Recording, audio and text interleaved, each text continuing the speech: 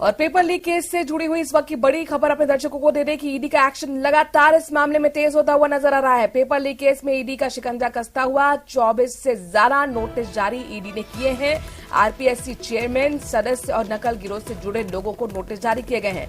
ED ने notice जारी कर पूछताछ के लिए बुलाया है।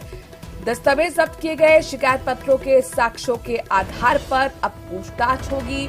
आरपीएससी चेयरमैन, सदस्य और निकल गिरोह से जुड़े हुए तमाम लोगों को नोटिस जारी कर पूछताछ के लिए बुलाया गया है और ये सभी लोगों को दिल्ली आने का नोटिस दिया गया है। दिल्ली में ईडी दफ्तर में पूछताछ के लिए बुलाया गया है, जहां पर तमाम राज अब खुलेंगे।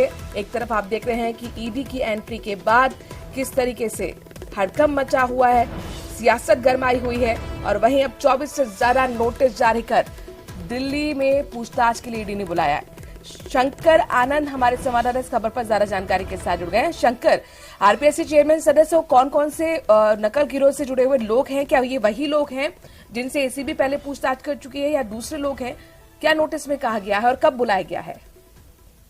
देखिए, पूछताछ की जो प्रक्रिया होगी वो दिल्ली स्थित ईडी मुख्यालय में होगी और ईडी मुख्यालय में पूछताछ के लिए कई आरोपियों को अलग अलग तारीख में बुलाया गया है। ऐसा नहीं है कि ये बात जो 24 तकरीबन जो लोग हैं उन्हें एक साथ ही पूछताछ होगी। सबको अलग अलग तारीख में दिया गया है और तारीख जो है वो सम्मन की कॉपी में तमाम आरोपियों को दे दिया गया है। लेकिन आज जो है, आज कुछ आरोपियों को बुलाया गया है, जिसमें कि आज 2 से 3 आरोपियों से आज की तारीख में बुलाया गया है और पूछताछ की जो प्रक्रिया होगी ईडी मुख्यालय में होगी। और इसके लिए जो वक्त मुकर्रर किया गया है वो 11 बजे का वक्त मुकर्रर किया गया है।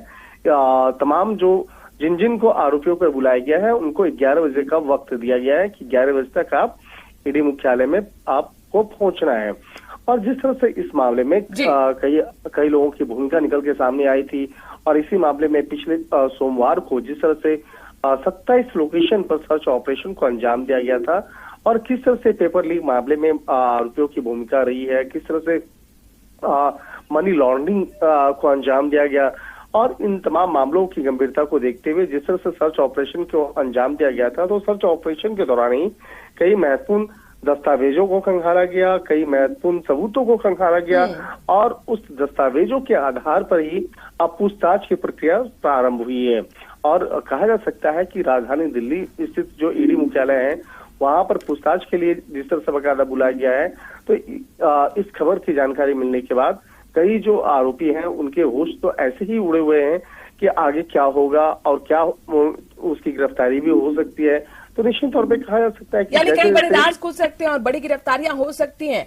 हमारे साथ हमारे संवाददाता मनवीर भी बने हुए हैं, आप भी बने रहेगा। मनवीर का रुख करते हैं। मनवीर, ये जो 24 लोगों को नोटिस जारी किया गया है, मेरा सवाल ये है कि क्या ये अलग नाम है जिनको नोटिस जारी किया गया है, जिनकी अब तक जांच नहीं हुई थी, या ये तमाम वही लोग हैं जिनसे पहले भी जो राजस्थान की पुलिस है या एसीबी है वो पूछताछ कर चुकी है? मनवीर, देखिए, जिस तरीके से ये नोटिस जारी किए गए इसमें 2 बातें निकल करके सामने आती हैं। पहला, जो आरपीएससी के चेयरमैन हैं संजय श्रोत्री है, उनको पूर्व में भी एक पत्र ईडी के माध्यम से दिया गया था और उनसे कुछ सवाल पूछे गए थे। लेकिन उनके साथ में इसी तरह का जो एक पत्र है तत्कालीन जो सचिव हैं एचआर अटल, उनको भी दिया गया था।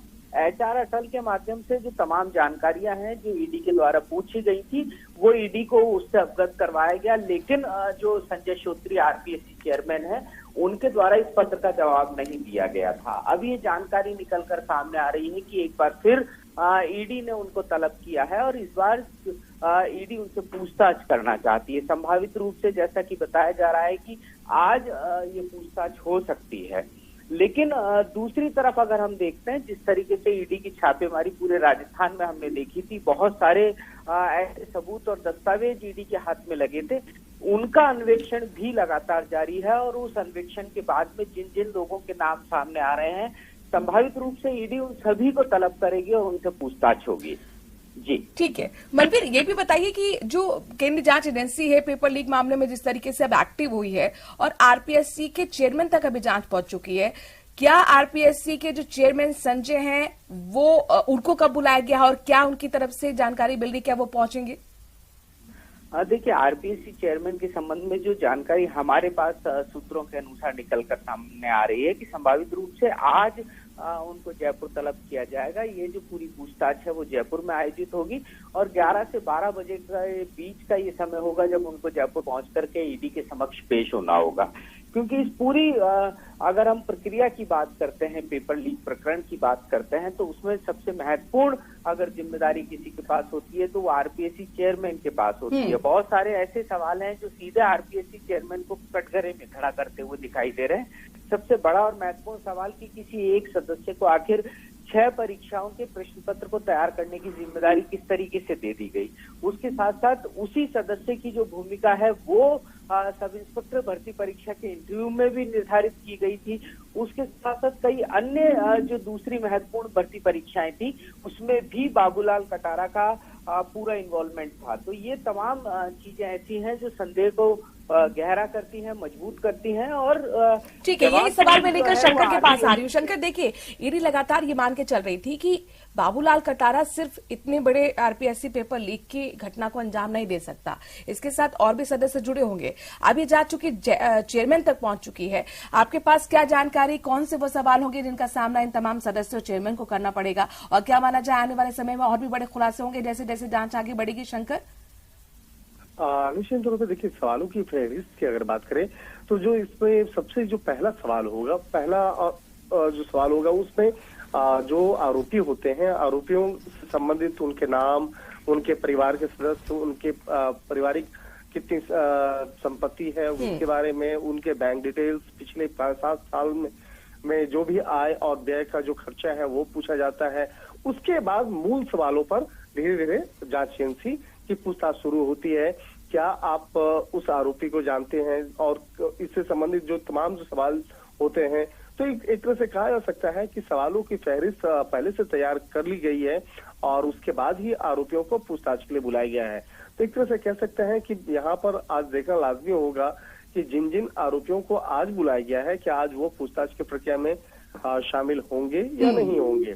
और यहाँ पर जिस तरह से देखा जा रहा था, जिस तरह से आपने एक सवाल किया कि जिन जिन आरोपियों से पहले पूछताछ होगी, तो निश्चित रूप से देखिए बहुत सारे जो आरोपी जिनसे पहले पूछताछ स्थानीय पुलिस के द्वारा हो चुकी है उनसे भी पूछताछ होगी, क्रॉस क्वेश्चनिंग होगी। शुक्रिया शंकर, तमाम जानकारी हम तक पहुंचाने के लिए। मनवीर, तमाम शुक्रिया जानकारी पहुंचाने के लिए। नजर बनाए रखिएगा, आगे आपसे अपडेट्स लेते रहेंगे। खबरों में आगे बढ़ते हुए बात मुख्यमंत्री गहलोत के आज के कार्यक्रम की करते हैं। और देखिए, आज भी ताबड़तोड़ दौरे हैं मुख्यमंत्री के। सीकर, झुंझुनू, कोटपुतली के दौरे पर रहेंगे सीएम और 11 बजे पहले सीकर के खंडेला में जनसभा करेंगे, फिर दोपहर 1 बजे खेतड़ी में पब्लिक मीटिंग करेंगे, 3 बजे जयपुर के कोटपुतली में सभा करेंगे।